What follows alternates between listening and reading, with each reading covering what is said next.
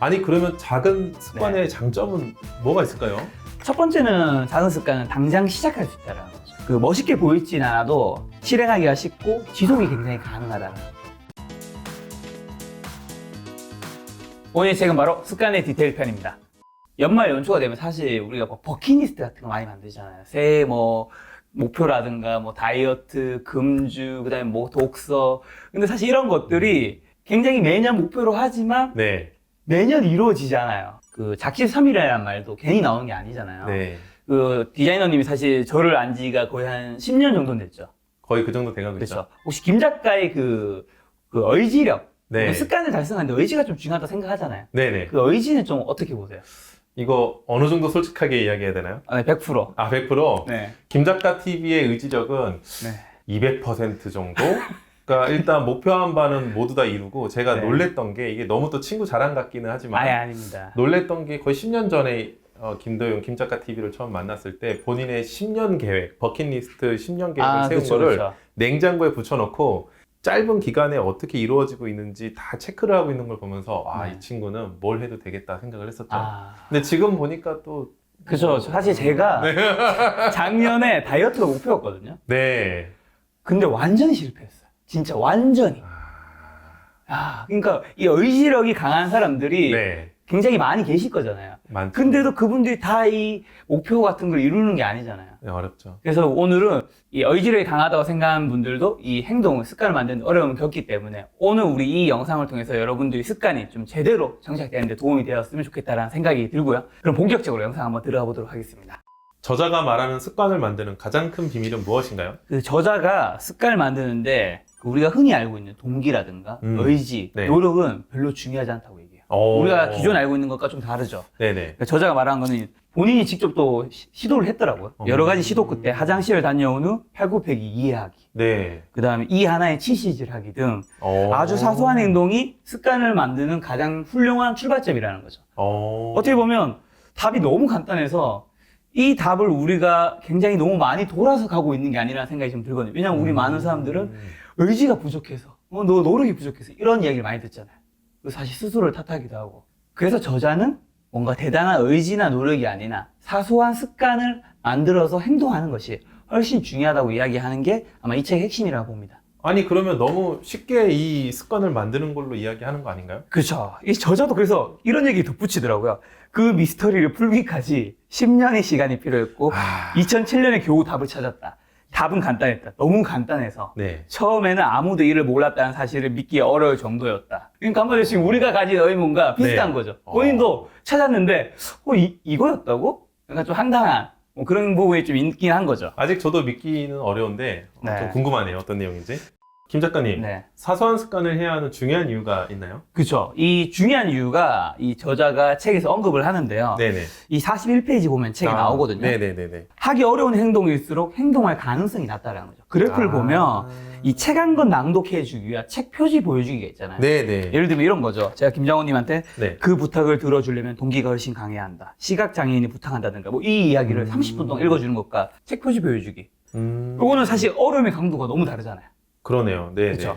세로축에 보면 동기라 되어 있고 네. 이제 가로축이 능력이거든요. 책 한 권 낭독해주기는 이제 능력 측면에서 굉장히 하기가 좀 어려운 거죠. 굉장히 시간도 많이 걸리고 좀 귀찮을 수 있고. 하지만 네네. 책 표지 보여주기는 사실 금방 할 수 있잖아요. 네네. 금방 할 수 있기 때문에 이런 사소한 습관이 내가 실천할 수 있는 행동력이 높아진다. 이런 측면에서 얘기하는 것 같고. 그다음 두 번째로는 이 앞서 말씀드린 가로축과 세로축의 동기와 능력이 서로 보완된다라는 거. 처음에 한 번 하고 난 다음에 두 번째 행동했을 때, 세 번째 했을 때, 네 번째 했을 때 점차 쉬워진다라는 거죠. 그래서 우리가 사소한 습관으로 뭐 팔굽혀펴기 1개, 네. 이걸 1개를 계속 하다 보면 우리 한 10번째 반복했을 때는 2개쯤 하려고 하겠죠. 네네. 그래서 10번째 반복했을 때는 한 5개쯤 하려고 하겠죠. 네네. 그러니까 그만큼 넥스트 스텝이 되기 쉬워진다. 그래서 그 시작으로 사소한 습관을 해야 되고, 아마 저자는 이런 얘기를 하고 싶었던 것 같아요. 예를 들면 우리가 팔굽혀펴기 100개라고 딱 해놨어요. 네. 그럼 처음부터 실패할 확률이 높잖아요. 그걸 어떻게 해요, 100개를? 그러니까요. 옛날에 차인표가 그런 얘기 했었거든요. 네네. 이경규가 물어봤어요. 어떻게 하면 그렇게 가슴 근육을 만들 수 있냐고. 그러니까 차인표가 하는 말이 1개부터 하면 된다. 그 옛날에 그런 얘기를 했었어요. 네, 그런 얘기를 했었어요. 그러니까 그 한 개씩 쌓다 보면 네. 그 사소한 게 결코 사소하지 않다.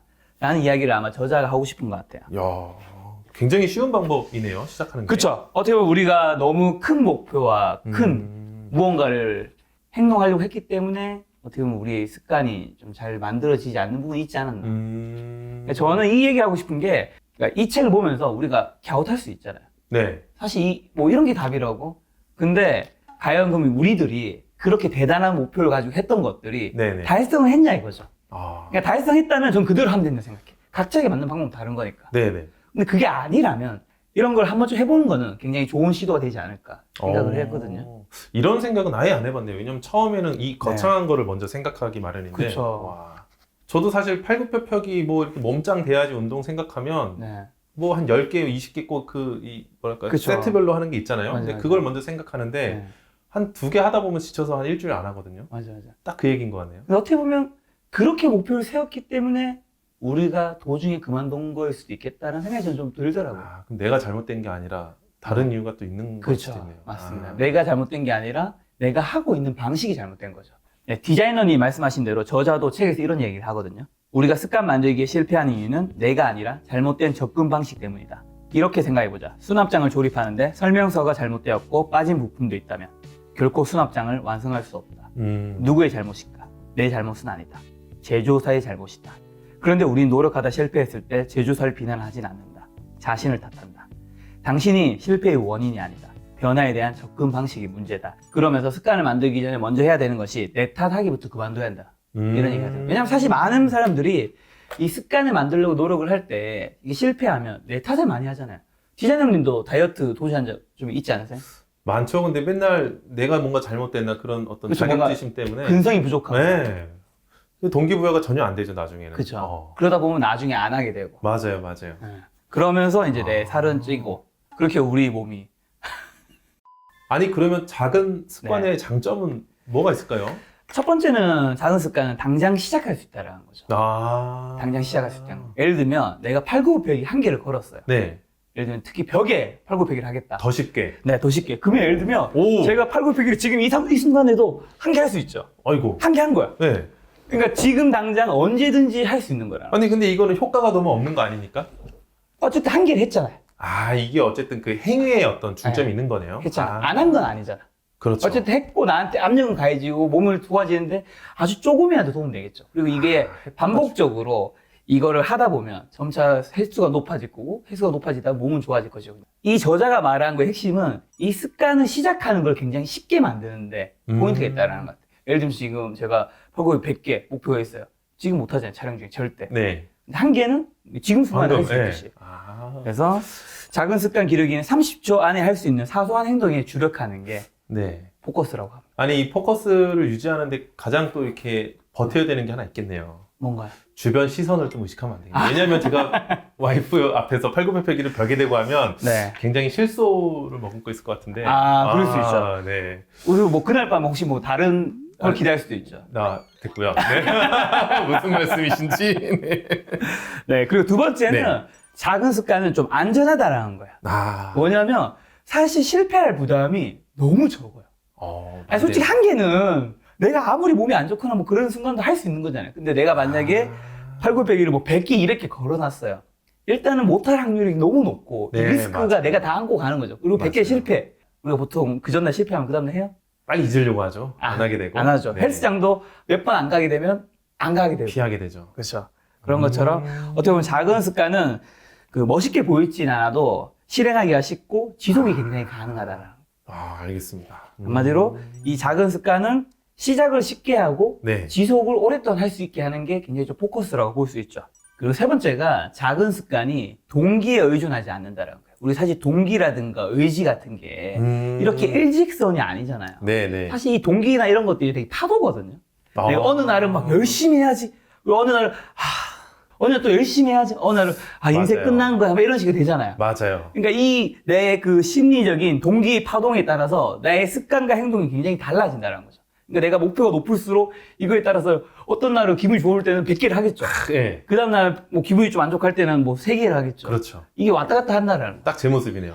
그렇죠. 네. 그렇기 때문에 중요한 건 이 동기력, 그 다음에 의지력이 부족할 때도 지속해서 할 수 있는 장치를 걸어준다라는 거죠. 그러니까 내가 아무리 몸이 안 좋고 내가 아무리 안 좋은 일이 있어도 이 시작하는 단계 자체가 너무 사소한 거라면 우리가 지속할 수 있는 거잖아요. 쉽게 말해서 아무리 내가 바쁘고 힘들어도 이 시작 단계의 습관을 아주 사소하게 만드는 것이 이 저자가 말하는 습관의 핵심입니다. 아, 이제 좀 이해가 되네요. 그렇죠. 네, 습관을 만들기 네. 위해 작은 행동 말고 또 중요한 게 뭐가 있을까요? 그렇죠. 이 저자가 습관 설계 방정식이라는 걸 말해주거든요. 그 첫 번째가 이제 작은 행동, 두 번째가 일상의 자극, 세 번째가 이제 즉각적인 축하고 이 세 과정이 반복되면 이제 습관이 완성된다는 건데 네네. 요걸 쉽게 풀이하면 턱걸이 한 개 하기, 네. 포스트잇 한 장 쓰기처럼 작고 사소한 행동을 일상의 자극과 연결해 반복적으로 실천하고 이 반복적으로 실천할 때마다 나에게 축하를 해주면 이 과정을 통해서 내 몸에 습관으로 자리 잡는다라는 거예요. 네, 지금 습관 설계 방정식을 말씀해 주셨는데 네. 여기서 작은 행동, 일상의 자극, 즉각적인 축하. 아, 여기서 일상의 자극은 어떤 걸 의미하나요? 그럼 어떤 거냐면요. 일상의 행동이 있잖아요. 네네. 그리고 우리 습관이 있잖아요. 이거를 연결하는 앵커를 만드는 거예요. 뭐냐면 우리가 일상의 행동 중에서 우리가 네. 늘 가는 것들이 뭐가 있을까요? 예를 들면 뭐 화장실을 간다. 네네. 그렇죠. 저 같은 경우는 뭐 매일 촬영을 하니까 카메라를 킨다. 뭐 이런 좀 일상적으로 반복되는 것들 있잖아요. 네네네. 거기에다가 내가 만들고 싶은 습관에 작은 습관을 붙이는 거죠. 그걸 붙이게 되면 어떤 거냐면 제가 만약에 이제 팔굽혀펴기를 하고 싶은 사람이에요. 네네. 그리고 제가 하루 종일 많이 하는 걸 살펴보니까 화장실을 가는 거예요. 네. 그럼 화장실을 갔다 나왔을 때 팔굽혀펴기 2개를 한다. 이렇게 걸어버리는 거예요. 그리고 예를 들면 내가 아침 식사를 먹고 난 30분 뒤에는 팔굽혀펴기 2개를 한다. 그렇게 우리가 주기적으로 하고 있는 일상의 행동에 내가 만들고 싶은 습관을 걸어서 앵커를 만드는 거죠. 이 부분에 대해서 이제 저자가 어떤 얘기를 하냐면요. 네네. 나는 가장 기본적이고 확실한 행동 중 하나인 화장실 가기를 팔굽혀펴기 자극 앵커로 삼았다. 나는 변기에 물을 내린 후에 팔굽혀펴기를 2번 하기로 했다. 얼마 안 가서 이 습관은 자리를 잡았다. 마치 딱 들어맞는 퍼즐 조각 같았다. 하루에도 몇 번씩 소변을 본 후 팔굽혀펴기를 하게 됐다. 나는 금세 힘이 좋아져서 팔굽혀펴기를 횟수를 늘렸다. 7년이 지난 지금도 여전히 나는 이 습관을 지키고 있다. 어떤 날은 팔굽혀펴기를 50회 이상 하기도 하지만 매번 소변을 본 후에 최소 2회는 한다. 소변을 본 후 팔굽혀펴기 2회 하기는 나의 작은 습관 레시피가 됐다. 이 팔굽혀펴기는 내가 시간 지속돼도 계속 하는 거죠. 내가 몸이 아프거나 힘들 때도 어차피 처음부터 횟수를 굉장히 작게 걸어놨고 그 다음에 내가 언제 이걸 하는지 장치를 걸어놨기 때문에 지금도 지속할 수 있는 거죠. 아니 그럼 디자이너님도 일상에서의 그 반복적인 행동과 이 습관을 연결하는 게 혹시 하나씩 뭐 떠오르는 게 있을까요? 지금 운동을 계속 예로 드시긴 했는데 네. 저는 예전에 이제 디자인 공부할 때 그림을 굉장히 잘 그리고 싶어 했어요. 네. 왜냐면 표현이 잘 돼야 되니까. 그렇죠. 그래서 항상 학교에 도착하면 이 자동차 디자인을 좋아했기 때문에 항상 원을 그리는 연습을 했는데 처음에 원 그리기가 당연히 잘 안 되죠. 바퀴 그리는 게 생각보다 어렵거든요. 그렇죠. 근데 이거를 그냥 아무 생각하지 말고 하루에 5장씩 그리자. 이거를 그냥 루틴으로 만들어서 계속 하다 보니까 나중에는 바퀴 그리는 게 자연스러워지고 네. 이 위치를 바꿔가면서 자연스럽게 다양한 모양의 바퀴를 그릴 수 있게 되더라고요. 이게 또 되게 쉽게 처음에 접근했던 방식이었거든요. 네. 뭐 또 디자인 외에도 하나 더 말씀드릴 수 있는 거는 네. 제가 예전에 다이어트를 조금 강하게 한 적이 있었어요. 그렇죠, 그렇죠. 한 네. 거의 20kg 뺐었나요? 한 16kg 정도 뺐었는데 네. 그때 처음에 이 다이어트를 어떻게 해야 될지 너무 막연하고 이 도전 자체가 큰 거예요. 그래서 저희 집에서 이제 아침밥을 주시면 그냥 어차피 먹기는 하는데 그냥 밥만 떠서 덜어내고 반 공기만 먹자. 이렇게 조금 가벼운 이제 약속을 걸어놓고 한 달 했더니 네. 그 다음부터 살이 좀 빨리 빠지기 시작하더라고요. 네. 이런 것도 힘들게 운동하거나 이런 게 아니라 일상에서 쉽게 이렇게 약속을 해볼 수 있는 또 예시가 되지 않을까. 어떻게 보면 이거는 이제 내가 밥을 먹을 때 밥 한 공기가 나왔을 때 반 공기는 덜어낸다. 네. 양이 적어도 무조건 반을 덜어내는 습관을 무조건 반을 들였습니다. 덜어낸다. 네, 맞습니다. 어떻게 보면 뭐 이것도 어떻게 내 일상의 그 행동에 습관, 다이어트를 하겠다라는 이거를 앵커를 건 거네요. 맞습니다. 그렇죠. 이게 사실 굉장히 사소한 거잖아요. 네. 여러분들 지금 어떻게 보면 이 들으면서 이게 다야? 라고 할 수 있지만 저자가 말하고 싶은 게 그거예요. 당신의 사소한 일상에 사소한 습관을 걸어라. 맞습니다. 그래서 그 하는 행위 자체를 너무 사소하게 만들어라. 맞아요. 언제나 할 수 있게. 그냥 쉽게 할 수 있었어요. 쉽게 할 수 있게. 맞아요. 아니, 잠깐 제가 책을 잠깐 읽어보니까 인간 행동을 유발하는 3가지 요소가 있다는데 이게 뭔가요? 저자가 말하는 게 이제 포구 행동 모형이라고 해서 B는 MAP. 뭐냐면 네. 이제 행동이 발생하려면 M, 네네. 동기, 모티베이션, 네네. 그다음에 A, 능력, 어빌리티, 네네. 그다음에 P, 프롬프트에서 자극. 이 3가지 요소가 동시에 갖춰져야 한다는 거야. 예를 들어 우리가 다이어트를 한다면 그 다이어트를 하겠다라는 동기와 능력, 자극 이 세 가지 요소가 다 같이 있어야지 다이어트에 성공할 수 있다. 뭐 이런 걸 말해주는 거죠. 근데 중요한 건 뭐냐면 이 세 가지 요소가 다 똑같은 가중치를 가지고 있다는 건 아니라는 거예요. 그러니까 우선순위가 달라요. 네. 뭐냐면 첫 번째는 네. 자극이고요. 두 번째가 이제 능력, 세 번째가 동기거든요. 우선순위인가요? 네, 우선순위예요. 그러니까 동기가 제일 하단이에요. 그러니까 우리 많은 사람들이 무언가를 습관을 만들고 목표를 이루고자 할 때 동기, 뭐 노력 이런 걸 굉장히 중요시 여기지만 네네. 그 동기는 행동 설계의 마지막 수단이라는 거죠. 구체적으로 한번 설명해 드리면 네네. 1순위 자극은 어떤 행동을 하게 할 자극이 있는가. 그다음에 2순위 능력은 그 행동을 할 수 있는 능력이 있는가. 3순위 동기부여는 그 행동을 하도록 어떻게 동기부여를 할 수 있는가요. 예를 들어 뭐 우리가 회사에서 회의 같은 거 많이 하잖아요. 네네. 많이 하죠. 회의하면 뭐 보통 지각하는 분들도 꽤 있잖아요. 종종 있죠. 그렇죠. 예를 들면 이렇게 회의에 지각하는 분들을 그 행동을 설계를 다시 해야 되겠죠. 그럼 이분들을 어떻게 회의에 정시에 참석하게 하느냐에도 이 세 가지 요소가 들어간다는 거죠. 디자이너님은 뭐 회의 같은 거 할 때 이런 거 시간 같은 것들이 다 엄수되나요? 뭐 대부분 엄수되긴 하는데 간혹 안 지켜지는 경우도 있죠. 저조차도 약속을 못 지킬 때가 있으니까요. 그렇게 안 지켜질 때는 좀 어떻게 행위를 해요? 일단은 제가 저를 믿지 못하기 때문에 네. 물론 마음가짐은 무조건 그 시간에 가야 된다 하지만 그렇죠. 일단은 알람을 좀 맞춰놓거나 알람을. 누군가에게 좀 부탁을 해놓거나 좀 네. 내가 까먹지 않도록 이렇게 일단은 먼저 하죠. 지금 디자이너는 굉장히 중요한 얘기를 한 게 네네. 지금 1순위가 자극이잖아요. 네네. 그러니까 이 자극을 내가 그 신호를 노출시켜 주는 거예요. 회의 알람이라든가 뭔가 우리가 아침에 일어나는 것도 사실 일어날 수 있는 이유가 휴대폰 알람 때문이잖아요. 맞아요. 우리 대단한 아침에 일어나겠다라는 의지 때문은 아니죠. 솔직히. 거의 없었던 것 같아요. 그쵸? 의지에 의해서 일어나죠. 알람에서 우리 일어나는 삶을 살고 있기 때문에. 네네. 그냥 두 번째가 그 회의에 늦는 사람이 있다면 네. 회의에 늦는 이유가 있을 거잖아요. 그게 어떻게 그렇죠. 보면 능력인 거거든요. 그게 무슨 네네. 말이냐면 이분이 이전 회의가 매번 늦게 끝나는 분이에요. 그럴 수 있죠. 맞아요. 그분은 회의에 참석을 제대로 할 수 있는 능력이 가질 수가 없는 거죠. 그렇죠. 그렇죠. 그러니까 그렇다면 그 이전 회의와 지금 회의의 시간대를 좀 조정한다거나 아니면 일이 너무 많아서 회의에 참석 못하는 분도 있겠죠. 그럼 그분의 일을 들어줘야지 그분이 회의에 참석할 수 있는 능력치가 생긴다고 저는 생각하거든요. 그렇죠. 그렇죠. 그렇죠. 그리고 세 번째가 이제 행동을 하도록 좀 동기부여를 하는 건데 이거는 이제 제일 말단의 방법으로서 뭔가 벌을 준다거나 아니면 보상을 한다거나 이런 것들이 이제 있다라는 거죠. 이게 어떻게 보면 그 약속을 지키기 위한 약간의 그 강제적인 방법이 먼저 시행이 되는 것과도 비슷할 수 있겠네요. 그렇죠. 맞습니다. 여기서 중요한 포인트는 많은 사람들이 동기가 뭔가 성장의 원동력을 생각하잖아요. 네. 근데 그게 아닐 수 있다라는 거예요. 오 오히려 앞서 말한 자극이라든가 능력 이런 것들이 훨씬 중요하고 동기는 행동 설계의 마지막 수단으로 활용하는 것이 우리가 습관을 만드는데 달성할 확률이 높다라고 이제 저자는 설명해 주고 있는 거예요. 조금 진짜 생각해보니까 좀 그렇기도 하네요. 제 그쵸. 상황을 빗대어 봐도 네. 먼저 그 상황을 만들고 약속할 수 있는 알람이나 이런 거를 설정해놓고 하는 걸 보니까 네. 동기부여는 마지막에 그렇죠. 해당하는 사실 내용 뭐 같네요. 내가 회의에 참석할 수 있을 만한 확실한 그런 자극의 환경을 만들어주고 회의에 참석할 수 있을 정도의 능력 뭐 그 업무량이라고 볼 수 있고 이전 미팅과 지금 미팅의 시간대 조절이 있고 그것만 만들어주면 사실 동기부여가 없어도 참석할 수 있는 거죠. 그렇죠. 아니 근데 좀 톡 까놓고 얘기해보면 동기부여가 다 만약에 첫 번째로 이루어진다고 하면은 네. 내가 몸짱되고 싶은 동기부여가 있었으면 다 몸짱되고 그렇죠. 돈 많이 벌고 싶었던 동기부여대로 되면 돈도 네. 많이 벌고 다 그랬겠네요. 그렇죠. 동기만으로는 안 되는 거죠. 근데 우리 그러네요. 많은 사람들은 내 의지력이 부족해서 내 노력이 부족해서 내 근성이 부족해서 이렇게 결국 내 탓을 하게 되는 거죠. 맞아요. 사실 내 탓이 아닐 수 있는데 내가 이걸 만든 접근 방식에 작은 문제가 있었던 거죠. 그럼 이 방식대로 하면 진짜 될 수도 있겠네요. 그렇죠. 이게 꼭 모든 사람한테 적용되는 건 아니지만 네네. 우리가 기존의 방식대로 안 됐다면 네. 한번 해보자. 왜냐하면 아까 제가 말씀드렸죠. 네네. 여기의 습관이 사소한 건가요? 큰 건가요? 사소한 겁니다. 사소하죠. 이거 여러분 우리가 실패해도 잃는 것도 별로 없어요. 왜냐? 사소한 거니까. 그 어디 구절에도 있는 내용이네요. 시작은 미미했으나 끝은 창대하리라. 성경이었나요? 아멘. 아니, 죄송합니다.